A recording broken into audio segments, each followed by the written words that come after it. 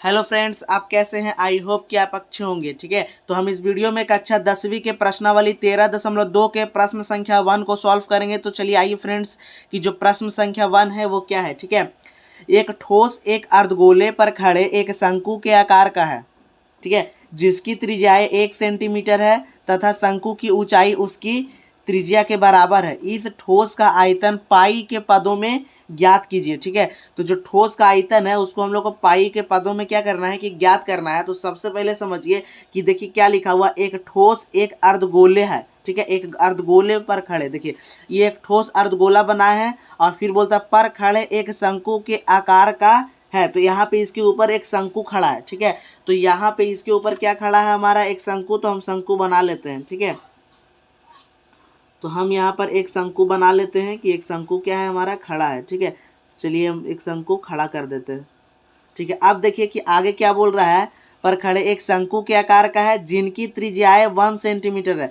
देखिए ये जो ठोस अर्धगोला है इसका त्रिज्या और ये शंकु का त्रिज्या 1 सेंटीमीटर है। ठीक है, तो आपको पता होगा कि त्रिज्या यहाँ से यहाँ तक के दूरी को हम लोग बोलते हैं। ठीक है, तो जो हमारा त्रिज्या है आर वो कितना है, 1 सेंटीमीटर है। तो हम इसको लिख दिए हैं 1 सेंटीमीटर। अब देखिए बोलता है कि शंकु की ऊंचाई उसकी त्रिज्या के बराबर है। ठीक है, तो जो अर्धगोला और शंकु का त्रिज्या क्या है, दोनों का 1 ही सेंटीमीटर है, समान ही एक ही त्रिज्या है। ठीक है, तो कहता है कि जो शंकु का त्रिज्या है ना वही उसका ऊंचाई है। तो शंकु का त्रिज्या 1 सेंटीमीटर है, तो इसका देखिए जो ऊंचाई होगा वो कितना होगा हमारा, ये भी 1 सेंटीमीटर है। ठीक है, तो इसका जो ऊंचाई है वो भी हमारा कितना होगा, 1 सेंटीमीटर होगा। तो h बराबर 1 सेंटीमीटर हम लिख देते हैं। ठीक है, अब इसके बाद बोलता है कि इस ठोस का आयतन पाई के पदों में ज्ञात कीजिए। तब इस चित्र को समझते हैं। ठीक है, इस चित्र में क्या करना है कि इस ठोस का हम लोग का आयतन निकालना है पाई के पदों में। ठीक है, तो पाई के पदों में निकालना है तो जब भी हम फॉर्मूला लिखेंगे तो पाई का मान हम लोग नहीं बैठाएंगे। ठीक है, पाई का मान लिखना ही नहीं है। ठीक है, तो अब यहाँ समझिए कि इस ठोस का आयतन निकालना है। तो सबसे पहले हमको अर्धगोला का आयतन चाहिए। ठीक है, और क्या करेंगे कि शंकु का आयतन निकालेंगे और शंकु का आयतन है और अर्धगोला को आयतन को जोड़ देंगे तो ये पूरा ठोस का आयतन निकल जाएगा, क्योंकि इस पे एक अर्धगोला है और एक ऊपर से शंकु रखा हुआ है। तो चलिए आइए हम जो पहले दिया हुआ है वो लिख लेंगे। ठीक है, तो सबसे पहले क्या करना है कि यहाँ पे हल हम सॉल्व कर रहे हैं, देखिए कि कैसे सॉल्व करना है। ठीक है, तो सबसे पहले दिया हुआ क्या है, लिखेंगे दिया है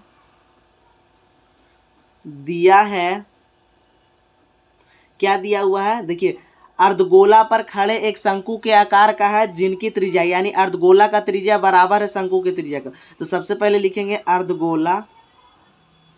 अर्धगोला लिखिए या गोले एक ही बात है, अर्धगोले की त्रिज्या।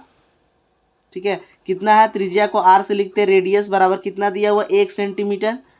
1 सेंटीमीटर और फिर हम लोग शंकु का त्रिज्या भी लिख देंगे क्योंकि समान ही है, शंकु की त्रिज्या बराबर है गोले के त्रिज्या के। तो यहाँ पे आर वो भी क्या होगा, 1 ही सेंटीमीटर होगा। अब यहाँ पे क्या है कि यहाँ पे देखिए कि शंकु का ऊंचाई क्या है, समान ये भी दिया हुआ है। ठीक है, जो शंकु का ऊंचाई है वो भी क्या बोल रहा है कि त्रिज्या के बराबर है। तो यहाँ पे लिखेंगे कि अब शंकु की ऊंचाई बराबर है किसके, शंकु के त्रिज्या के। तो त्रिज्या वो 1 सेंटीमीटर है, तो ऊंचाई जो है वो भी कितना होगा, 1 सेंटीमीटर होगा। ठीक है, क्योंकि यहाँ क्वेश्चन में बोल रहा है कि शंकु की ऊंचाई उसकी त्रिज्या के बराबर है और त्रिज्या जब शंकु का 1 सेंटीमीटर है तो ऊंचाई भी कितना होगा, 1 सेंटीमीटर। ठीक है, तो चलिए आइए हम इस ठोस का क्या निकालते हैं कि आयतन अब निकालते हैं। ठीक है, तो लिखेंगे कि ठोस का आयतन बराबर, ठीक है यहाँ पे लिखेंगे हम लोग ठोस का आयतन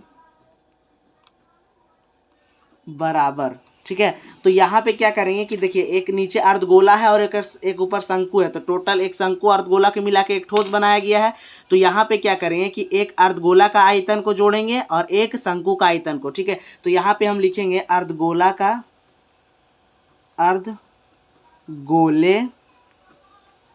का आयतन में क्या कर देंगे, प्लस कर देंगे। हम लोग क्या कर देंगे, प्लस यानी जोड़ देंगे शंकु का आयतन। ठीक है, तो यहाँ लिखेंगे शंकु का, इधर लिख देता हूं मैं आयतन। ठीक है, तो देखिए कि अर्धगोला का जो आयतन का फॉर्मूला है वो क्या होता है, ठीक है। तो आपको याद रखना है कि जो अर्धगोला का आयतन का फॉर्मूला होता है वो हमारा देखिए क्या होता है, यहीं पे हम लिख के समझा देते हैं डायरेक्ट, ठीक है। तो अर्धगोला का आयतन होता है 2/3 पाई आर क्यूब होता है, ठीक है। 2/3 पाई आर क्यूब होता है अर्धगोला का आयतन। फिर प्लस करना है तो प्लस का चिन्ह दे देंगे। शंकु का आयतन क्या होता है कि आप हमको याद रखना पड़ेगा, ठीक है। 1/3 पाई आर स्क्वायर एच होता है शंकु का आयतन, ठीक है। तो यहाँ पे क्या बोल रहा था, जो हमारा क्वेश्चन है वो क्या बोल रहा है ना कि पाई के पदों में निकालना है। पाई के पदों में तो हम लोग क्या करेंगे कि पाई का मान डालेंगे ही नहीं, ठीक है। तो पाई के पदों में आ जाएगा, ठीक है। तो यहाँ पे देखिए कि आर का क्यूब है तो पाई तो हम लोग को डालना नहीं है, तो सिर्फ देखिए यहाँ त्रिज्या डालेंगे और इधर जो शंकु में यहाँ त्रिज्या डालेंगे और एच डालेंगे। तो चलिए आइए मान को हम रख लेते हैं। 2/3 पाई है तो पाई लिखेंगे, क्योंकि पाई का मान हम लोग नहीं बैठाएंगे, क्योंकि जो हमारा क्वेश्चन है वो बोल रहा है कि हमको आंसर किस में चाहिए, पाई के पदों में, ठीक है। तो हम लोग पाई का मान नहीं डालेंगे, ठीक है। तो अब यहाँ पे देखिए आर का क्यूब है तो आर जो है वो अर्धगोला का त्रिज्या कितना है, अर्धगोला का त्रिज्या 1 सेंटीमीटर है। तब यहाँ आर का क्यूब कर लेंगे, ठीक है, यानी त्रिज्या का क्यूब। अब प्लस देंगे, प्लस 1/3। इधर भी हम लोग क्या करेंगे कि पाई का मान नहीं डालेंगे, ठीक है, क्योंकि पाई के पदों में पूछ रहा है। आर का स्क्वायर बोल रहा है, तो जो शंकु का आर है वो कितना है, सब तो समान ही है आर ना। देखिए तो शंकु का जो त्रिज्या है वो 1 सेंटीमीटर है, तो आर का लिख देंगे आर का स्क्वायर। अब देखिए इंटू में एच है तो इंटू देते हैं, एच कितना हमारा शंकु का 1 ही सेंटीमीटर है, तो 1 लिखते हैं, ठीक है। अब इसको देखिए सॉल्व करते हैं हम लोग, ठीक है। देखिए 2/3 है तो 2/3 लिखते हैं, ठीक है। अब पाई है तो पाई यहाँ पे क्या करते हैं कि लिख देते हैं। 1 का क्यूब करेंगे हम तो 1 ही आएगा, तो यहाँ पर इंटू 1 लिखते हैं। अब प्लस देंगे और फिर 1/3 लिखते हैं। पाई है तो पाई लिखते हैं। अब देखिए 1 का स्क्वायर करेंगे तो क्या आएगा 1, तो इंटू में 1 लिख देंगे और फिर क्या है 1। अब यहाँ पे समझना है कि नीचे यहाँ कुछ नहीं तो 1 है, इसका भी नीचे कुछ नहीं तो 1 है, यहाँ पाई के नीचे कुछ नहीं तो 1 है, यहाँ भी कुछ नहीं तो 1 है, यहाँ भी कुछ नहीं तो 1 है। तो अब देखिए कि जब 2 को पाई से गुना करेंगे तो 2 पाई होगा, और 2 पाई को गुना करेंगे 1 से तो क्या होगा 2 ही पाई होगा, तो यहाँ पे क्या होगा हमारा 2 पाई, ठीक है। अब देखिए 3 × 1 तो क्या होगा 3, और 3 को फिर 1 से गुना करेंगे तो भी क्या होगा 3 होगा। अब प्लस है तो प्लस देंगे, ठीक है।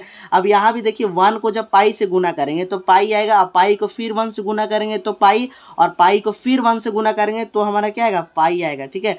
अब देखिए 3 × 1 करेंगे तो 3, फिर 3 को 1 से गुना करेंगे तो भी 3, और फिर 3 को 1 से गुना करेंगे तो भी 3, ठीक है। अब यहाँ पे देखिए भिन्न का हम लोग को क्या करना है जोड़। देखिए 3 3 नीचे समान है तो एलसीएम भी क्या होगा 3 ही आएगा। और देखिए यहाँ पे क्या होता है कि 3 को 3 से डिवाइड करेंगे 1, और 1 को 2 पाई से अगर इंटू करेंगे तो 2 पाई आएगा, फिर प्लस है तो प्लस देंगे। 3 को 3 से क्या करना है कि डिवाइड करेंगे तो हमारा कितना आएगा 1 आएगा, और 1 को पाई से गुना करेंगे तो क्या आएगा पाई। अब देखिए 2 पाई यहाँ है और 1 पाई यहाँ, यहाँ कुछ नहीं तो क्या है 1, तो 2 पाई में अगर 1 पाई को हम लोग जोड़ देंगे तो 3 पाई आएगा। कितना आएगा हमारा 3 पाई। अब देखिए कि 3 पाई आएगा तो 3 पाई के साथ गुना में है तो 3 से 3 क्या होगा कैंसिल हो जाएगा, कट जाएगा, तब हमारा क्या बचेगा ओनली पाई बचेगा, ठीक है। और आपको पता होना चाहिए कि जो हमारा पाई होता है यानी जो आयतन होता है ना, आयतन वो क्यूब में आता है, तो देखेंगे कि सब कुछ क्या चीज में दिया था सेंटीमीटर में, तो यहाँ लिख देते हैं पाई सेंटीमीटर, और आयतन हमेशा क्यूब में आता है तो यहाँ लगा देना है पाई सेंटीमीटर क्यूब। यही हमारा आंसर है, ठीक है। तो आई होप फ्रेंड्स आपको यह क्वेश्चन समझ में आ गया होगा, ठीक है। यदि आपको यह इस क्वेश्चन को समझने में आसानी या तो मुश्किल लगा हो तो हमें कमेंट में ज़रूर बताएं, ठीक है। और आप यदि आपको आगे के भी प्रश्नों के उत्तर चाहिए तो हमारे प्लेलिस्ट में जाके देख सकते हैं। तो फिर मिलते हैं हम एक नए वीडियो के साथ, तब तक के लिए जय हिंद दोस्तों।